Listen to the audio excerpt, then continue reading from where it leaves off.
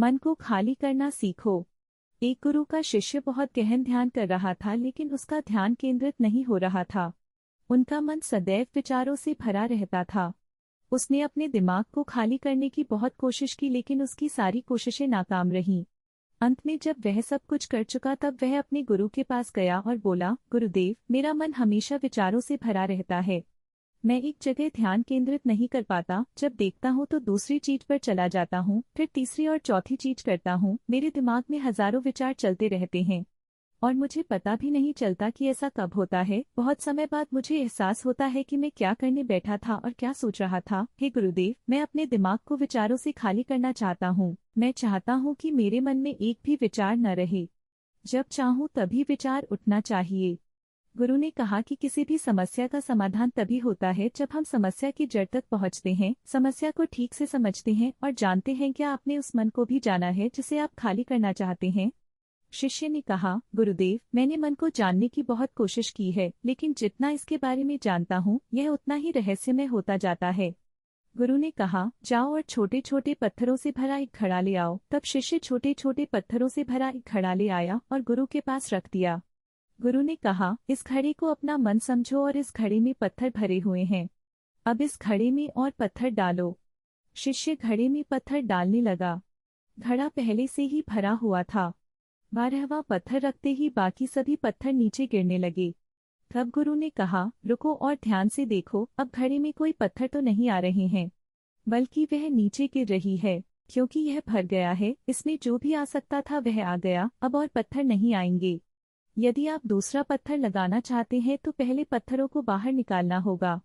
शिष्य ने तुरंत कहा, गुरुदेव, मैं समझ गया कि आप क्या कहना चाहते हैं, कि हमें अपने दिमाग को विचारों से खाली कर लेना चाहिए। गुरु मुस्कुराए और गुरु ने कहा, पहले पूरी बात समझो और फिर दिमाग को खाली करो। गुरु ने कहा कि हमारा मन इस घड़े के बिल्कुल विपरीत है। तुम घड़े को पत्थरों से तो भर सकते हो, लेकिन मन को विचारों से नहीं भर पाओगे। मन हमेशा खाली रहता है। शिष्य ने कहा, गुरुदेव, मुझे कुछ समझ नहीं आ रहा है। अगर दिमाग हमेशा खाली रहता है तो हम उसे खाली करने की कोशिश क्यों करते रहते हैं? इसकी क्या जरूरत है? गुरु ने कहा, इस घड़े से एक एक करके सारे पत्थर निकालो। शिष्य ने वैसा ही किया और घड़े से एक एक पत्थर निकालता रहा और अंत में घड़ा खाली हो गया। गुरु ने कहा, देखो, तुमने एक एक पत्थर निकाला, यह घड़ा खाली हो गया है। अब आप इस घड़े में कोई भी पत्थर डाल सकते हैं, दूसरा पत्थर डाल सकते हैं या फिर वही पत्थर दोबारा डाल सकते हैं। आप इसे आधा भर सकते हैं या फिर पूरा भर सकते हैं। शिष्य ने कहा, गुरुदेव, मैं भी ऐसा ही हूँ।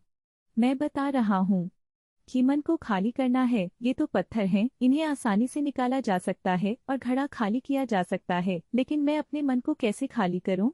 गुरु ने कहा, इस खाली घड़े में एक पत्थर डालो और 2 पत्थर निकाल लो। शिष्य ने यह कहा, ऐसा कैसे हो सकता है कि जब इस घड़े में एक पत्थर होगा तो एक ही पत्थर निकलेगा, फिर 2 पत्थर कैसे निकल सकते हैं?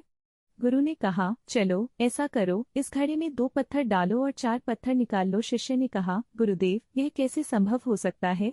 ये कोई चमत्कारी बर्तन नहीं है कि 1 डालो तो 2 निकालो, 2 डालो तो 4। गुरु ने कहा, यह घड़ा चमत्कारी नहीं है, लेकिन तुम्हारा घड़ा यानी तुम्हारा मन चमत्कारी है। यदि आप इसमें एक विचार निकालेंगे तो इसके पीछे 2 विचार होंगे। जब आप उन 2 विचारों को पकड़ते हैं तो उनके पीछे 4 विचार उभर आते हैं और वह खाली नहीं रहता। यह मन का भ्रम है कि सब कुछ है लेकिन कुछ भी नहीं है। शिष्य ने कहा, गुरुदेव, आप जो कह रहे हैं वह मैं समझ गया, लेकिन क्या मैं हमेशा अपने विचारों के जाल में फंसा रहूंगा? क्या मन के भ्रम से बाहर निकलने का कोई रास्ता है? बिल्कुल नहीं।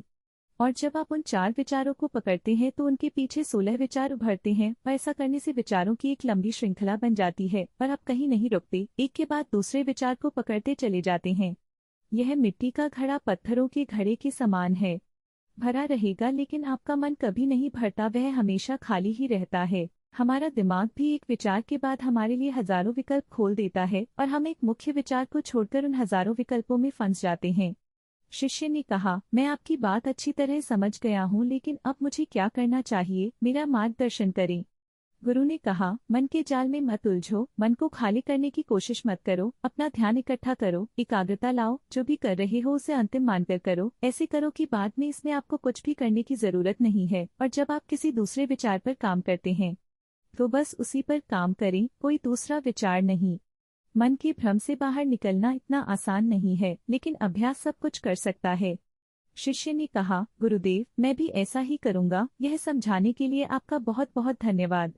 हम सभी अपने दिमाग को खाली करने की कोशिश करते हैं, मन में उठते बैठते विचारों से परेशान रहते हैं। हम चाहते हैं कि ये विचार कहीं चले जाएं और हम शांत हो जाते हैं, लेकिन जितना हम इन विचारों से दूर भागते हैं, हम विचारों का उपयोग करते हैं कि वे हमें शांत करते हैं और वे आपके उन्हीं विचारों से जुड़े होते हैं जिन्हें आप छोड़ना चाहते हैं। इसलिए ये विचार इतनी शक्तिशाली हैं।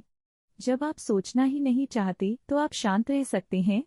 यह तभी संभव है जब आप शांत रहने की कोशिश करना बंद कर दें और अपनी समस्या को हल करने पर ध्यान दें, ध्यान केंद्रित करें और समझें कि चिंता करने से नहीं बल्कि सोचने से समाधान मिलता है। गुरु ने कहा, इस मिट्टी के बर्तन को पत्थरों से आधा भर दो। शिष्य ने वैसा ही किया। फिर गुरु ने कहा, अब इन पत्थरों में से एक पत्थर चुन लो और उस पत्थर की एक छोटी सी मूर्ति बनाकर मुझे दे दो। मैं जानता हूँ कि तुम एक अच्छे कलाकार हो। जब शिष्य ने 11वां पत्थर निकाला और उस पत्थर को तराशना शुरू किया तो उसे एहसास हुआ कि यह पत्थर अच्छा नहीं है। तो उसने घड़े से दूसरा पत्थर निकाला। उसे वह पत्थर भी पसंद नहीं आया। फिर उसने तीसरा पत्थर निकाला। उसका रंग उसे पसंद नहीं आया। फिर उसने चौथा पत्थर निकाला, लेकिन उसे इस पत्थर में एक दोष निकला। इस प्रकार उसने लगभग सभी पत्थर बाहर फेंक दिए। उसे ऐसा करते देख गुरु ने कहा, वह पत्थर जो तुमने पहली बार निकाला था, यह समझकर उसी पत्थर की खोज करो कि तुम्हारे पास कोई दूसरा पत्थर नहीं है। तब शिष्य ने उस पत्थर को ही खोजना शुरू कर दिया और उस पत्थर से उसने अपने गुरु की एक बहुत ही सुंदर मूर्ति बनाई और अपने गुरु को भेंट की और कहा, बहुत सुंदर, इस पत्थर से मूर्ति बनाई जा सकती है। मैं इसका विचार भी नहीं कर सकता था। गुरु ने कहा कि जब कोई दूसरा विकल्प नहीं है तो हम अपनी सारी ऊर्जा उसमें लगा देते हैं और उसे सर्वश्रेष्ठ बनाते हैं। जब कोई दूसरा विकल्प है तो हम सिर्फ पत्थर चुनते रहते हैं। मान लीजिए कि मूर्ति नहीं बनाई गई है। दोस्तों, आज की यह कहानी आपको कैसी लगी और इस कहानी से आपको और क्या सीखने को मिला? कृपया यह भी हमें कमेंट करके बताएं। साथ ही अगर आपको ये कहानी पसंद आई और ये आपके लिए उपयोगी लगी तो इसे अपने दोस्तों के साथ जरूर शेयर करें।